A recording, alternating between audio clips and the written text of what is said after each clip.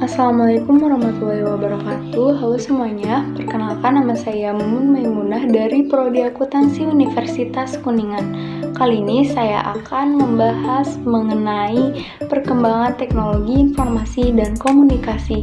Yuk kita simak videonya.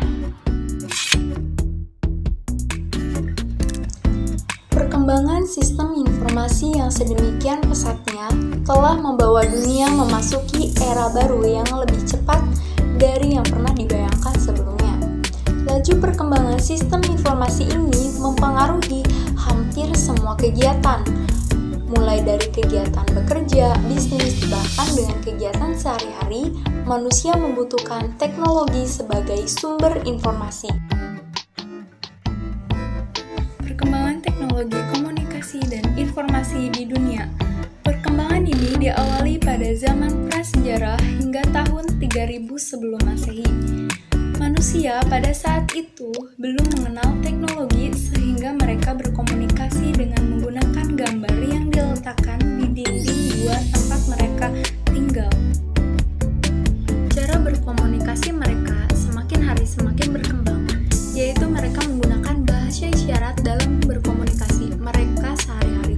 Selanjutnya kemampuan mereka makin hari makin bertambah dan berkembang lagi sehingga mereka mulai menciptakan alat untuk menyampaikan informasi seperti kentongan. Selain itu, mereka juga menciptakan simbol seperti fotograf untuk mengenal huruf.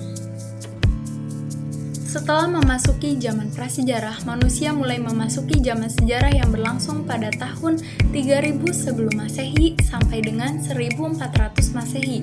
Pada zaman ini, ilmu pengetahuan semakin hari semakin berkembang dan manusia mulai untuk mengasah kecerdasannya sehingga hal ini berdampak langsung terhadap perkembangan teknologi, komunikasi, dan informasi.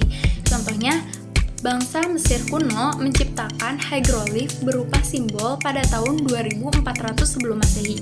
Pada tahun 500 sebelum Masehi, kertas mulai ditemukan. Cina mulai mengembangkan kertas seperti sampai yang ada saat ini. Seperti yang dapat kita lihat, perkembangan teknologi informasi dan komunikasi ini lebih berkembang dibandingkan pada zaman sebelumnya. Hal ini ditunjukkan dengan penemuan telegraf, telepon, sampai dengan handphone, dan saat ini berkembang menjadi smartphone. Dan penulisan program komputer pertama kali sampai penemuan televisi pun terjadi pada zaman modern ini. Dan selanjutnya adalah penemuan terbesar pada zaman modern ini, yaitu penemuan internet dan website, di mana masyarakat bisa menggunakan internet untuk mencari informasi yang mereka temukan.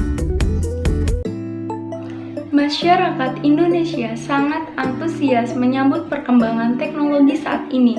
Bahkan di Indonesia telah banyak memanfaatkan teknologi informasi untuk memudahkan berbagai pekerjaan sekaligus media untuk mendapat berbagai informasi yang baru. Tujuan yang ingin dicapai pemerintah dengan penerapan ini adalah untuk mencerdaskan masyarakat agar dapat beradaptasi dengan perkembangan di era teknologi saat ini. Beberapa keterbatasan yang dulu dialami manusia dalam berhubungan satu sama lain seperti faktor jarak, waktu, kapasitas, kecepatan, dan lainnya kini dapat diatasi dengan berkembangnya berbagai teknologi informasi.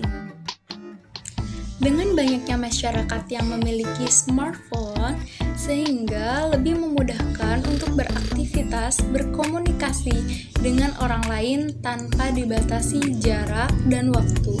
Begitu pula dengan kemampuan menerima, mengumpulkan, menyimpan, dan menelusuri kembali informasi yang dimiliki oleh perangkat teknologi komunikasi seperti komputer, maka hampir tidak ada lagi hambatan yang dialami untuk memenuhi segala kebutuhan hidupnya. Adapun dampak yang menyertai kehadiran sebuah media teknologi informasi tersebut dapat memberikan dampak positif sekaligus dampak negatif. Dampak positif teknologi informasi dan komunikasi telah membawa perubahan yang mendasar, terutama menyangkut kualitas seperti materi informasi dan data yang lebih ampuh.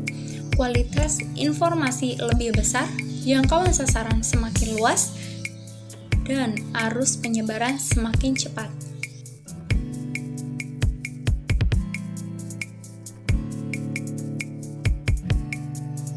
Selain dampak positif, ada juga dampak negatif dari teknologi informasi dan komunikasi. Salah satunya adalah pengaruh perilaku sosial, bertambahnya penipuan, kejahatan cybercrime, antisocial behavior. Namun, dampak negatif itu bisa diminimalisasikan dengan memperkenalkan kepada pengguna cara menggunakan teknologi informasi dan komunikasi yang positif dan etika penggunaan teknologi informasi dan komunikasi. Itu tadi penjelasan yang dapat saya sampaikan. Semoga bermanfaat ya teman-teman. Jangan lupa di like, comment, dan subscribe.